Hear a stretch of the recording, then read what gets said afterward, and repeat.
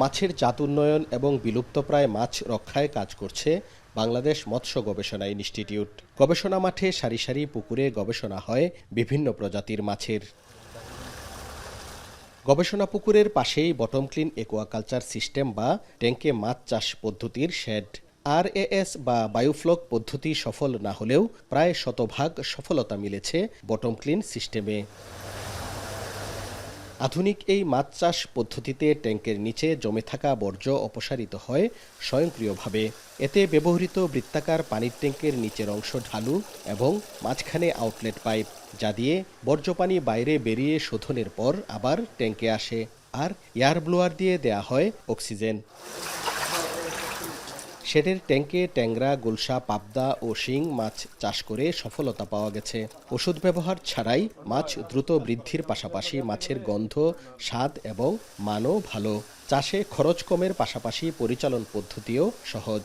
এখানে আমরা বিভিন্ন ঘনত্বে মাছ চাষ করছি এবং আমাদের মূল লক্ষ্যটা ছিল স্টকিং ডেনসিটিটা অপটিমাইজ করা। এখানে আমরা একটা ট্যাঙ্কে 4000 থেকে 8000 পর্যন্ত পোনা মজুত করেছি এবং আমরা 80 কেজি থেকে 130 কেজি পর্যন্ত সর্বোচ্চ প্রোডাকশন পাইছি, যেটা শিং মাছের ক্ষেত্রে। ক্যাটফিশের সর্বনিম্ন কালচার হলো 7 মাস। আমরা 120 দিনেই কোনো ধরনের মেডিসিন ইউজ না করে আমরা এটাকে হারভেস্টে নিয়ে আসছি। যে মাছগুলো চাষ করি এটার মধ্যে কোনো গন্ধ থাকে না, কাদার গন্ধ থাকে না এবং এটার কালারটা খুবই সুন্দর। মাছের যে কালার সেগুলো খুবই সুন্দর এবং খুব কম জায়গায় অধিক মাছ উৎপাদন করা যায়।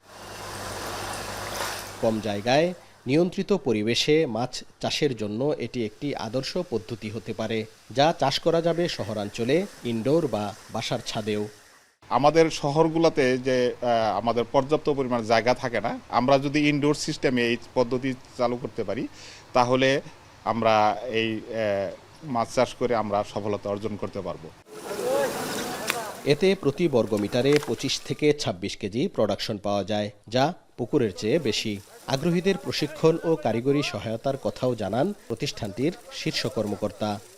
25 থেকে 26 কেজি পর্যন্ত প্রোডাকশন পেয়েছি। এটা আমার মনে হয় যে পুকুরের একটা পুকুরের যে প্রোডাকশন হয় তার চেয়ে এই প্রোডাকশনটা অনেক বেশি যদি আমরা পরপর ওইটুকু জায়গা ইউজ করে কালচারটা করতে পারি। টেকনিক্যাল নো হাউ আমরা দিয়ে দেব। আর হচ্ছে যে যদি তৈরি করার ক্ষেত্রে কিছু কারিগরি বিষয় থাকে সেটাও প্রোভাইড করা হবে। খুব দ্রুতই মৎস্য অধিদপ্তরের মাধ্যমে বটম ক্লিন প্রযুক্তি মাঠ পর্যায়ের চাষি ও উদ্যোক্তাদের দেয়া হবে বলেও জানান গবেষকরা। হারুনুর রশিদ, এখন, ময়মনসিংহ।